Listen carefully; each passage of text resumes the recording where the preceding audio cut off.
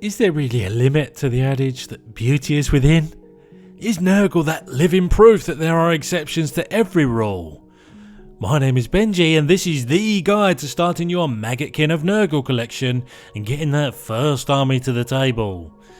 Over the course of the next few minutes we'll be vomiting up your first 750 points in not one but two differing themes, giving you a shepherding in the right direction and leaving you more time for the gluing and painting of things. In the landscape of 3rd edition then you've got 2 entry breakpoints for your forces, 600 points where you start your Path to Glory narrative play journey, and 750, which is where we start our journey, because that's the lowest points limit for match play.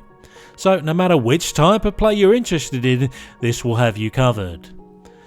So what 2 themes have we managed to concoct? Well, it's somewhat tricky because the battle tome is very leader heavy with only so many conventional units to choose from. I think it's fair to say it'd be remiss of us not to build a Plague Bearer centric list. These are the iconic rank and file of the maggots, and so as to branch off on a contrasting path, we've also got a more mobile list for you to chew on. Not a word you'd normally associate with Nurgle, but why the hell not go against type? This list will inevitably favour chunkier units in the less is more end of the spectrum. Before we commence proceedings though, please do subscribe to the channel to enter the bubble of awesome, and give that like button a touchy-feely too. Let's begin then with an imaginary coin toss and a swerve towards the diseases are cool Plague Bearer build. And absolutely no self-respecting Nurgleite would leave home without a Poxbringer as one of its leaders. Not only can he hold his own in combat swinging his battle sword for D3 damage, but when selected to fight in combat he can choose a nearby Plague Bearer unit to fight next, stacking the odds in your favour in the game of combat back and forth. And then, because he's the ugliest wizard in the world, he can also pick a Plague Bearer unit that he can see to inflict D3 mortal wounds on an engaged enemy unit. Never will I ever complain about unlimited distance spells.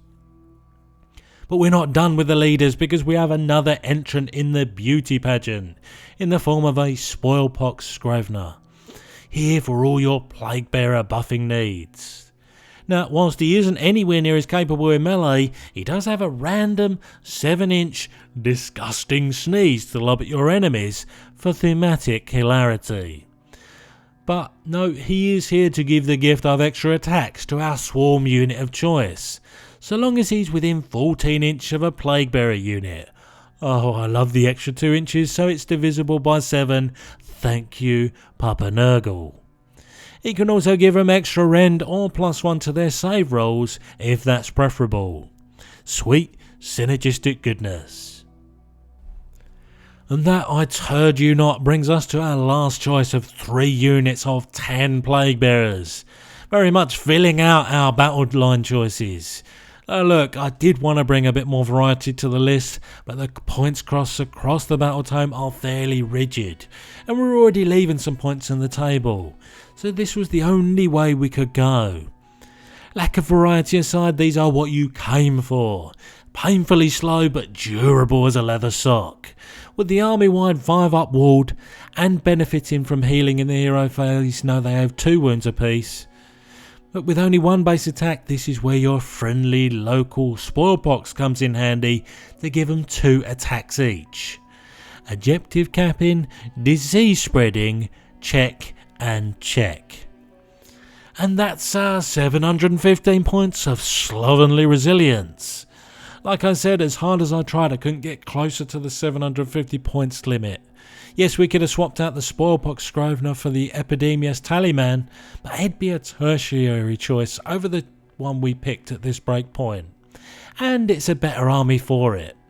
Still, this is 32 models gumming up a smaller battlefield. All the presents you need to make yourself a handful for any willing opponent. And then there was the "Look at me, Unky Nurg, I'm flying" build that has only the 1 leader, and he is the Lord of Afflictions. Yes, you will call him the Lord of Affliction, but you are doing it wrong. What he is doing oh so right is riding that rotfly like a boss. What he's also doing is bringing a mighty beatstick 10 attacks combined with him and his mount. Yes, the Stinger is a little less potent, but the Fester spike he's swinging is a doozy. And this all goes without mentioning the doling out of mortal wounds on the charge, the gift of mortal wounds to engage units in the hero phase, and the disease spreading of mortal wounds. Well, you get the picture. As one final cherry, it also gives you the option to deep strike with your Puzgile Blight Lords and Plague Drones, which we may or may not be bringing along for the ride. I hope it's like that man can see in the future. One unit that becomes battle line with our afflicted leader is a 2-man Puzgile Blight Lords that satisfies our force organisation requirements and do their very best War Scroll impression of being a slightly cheaper Lord of Afflictions. Yes, they have a slightly worse armour save, only 1 damage melee weapons, but they do have alternative mortal wound shenanigans for enemy units that have a wounds characteristic of 3 or less. So really, this is all to say that Nurgle can do mobile. It can spread the sexy green stuff, and it can swing a great big toxic tinged scythe at your head. And then on the 7th day, Nurgle said Plague Drones, and Benji made it so, with 1 unit of 3. Man, these guys get all the cool weapon names. You see that head on a spike? That's actually a Death's Head, that you throw 7 inches at the nearest foe, and the bigger the target unit, the more attacks you get. Yes, it's only 1 damage apiece, but still, it's Death's Head, yo. Think of these guys as the 3rd tier of everything we've talked about before. This time slightly inferior to the Blight Lords, but inferior and still with 5 wounds apiece and 8 melee attacks. So you still got a very capable unit that could realistically smush a low wound, high count unit. You won't of course be able to deep strike your whole army at this breakpoint, but the super synergy on offer here with the Lord of Afflictions is why we're bringing them.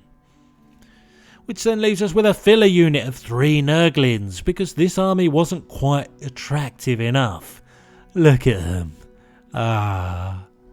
These are objective campers and pain in the arse units, pure and simple. If they didn't have 4 wounds and that army-wide 5-up wall, they wouldn't last long.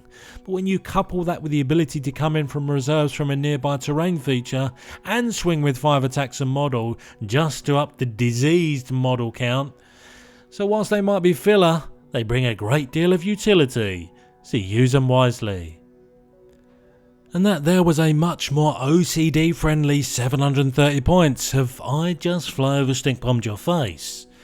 Now going from 32 models to just 9 is a bit of a contrast, but come on, look at the goodness we're providing here. 2 different playstyles. And this one just so happens to go against type and can zip around the battlefield quite ably indeed. And when it gets where it's going, it does what elite armies do. Hits hard and takes no prisoners. Now this is where it gets interesting, because the disparity in cost when you have such a contrast in model count is, wait, that ain't right, surely. Well, I suppose we can kick it up to old sprues paying their dues. Yep, Plague Bearers are so comparatively cheap against the guys in the Rotflies list that they're ultimately a lot cheaper as a whole. Yes, it's true you've got another Blight Lord or Lord of Affliction still hanging on the sprue, but still, man, I didn't expect that. Food for thought as well, this is the first 3rd edition faction that has a new format start collecting box in the form of the imaginatively titled Vanguard Maggotkin of Nurgle box set. This will give you a straight out the box 740 points for a decent clip cheaper, but it's also devoid of a great deal of imagination and suits GW from a business standpoint, so I leave that for you to decide what to do. However, with the contents of the box incorporating themselves into both lists we've come up with today, there's nothing to stop you picking this box up either way. And there you have it, 2 disparate lists that have at the very least given you a snapshot of what the Maggot product range has to offer. One sluggish and immovable, and the other swift and hard hitting. Which way would you choose? Alas, this does signal the end of this here first chapter of Maggotkin of Nurgle army building. I have been the voice in your head throughout, and this video has ended.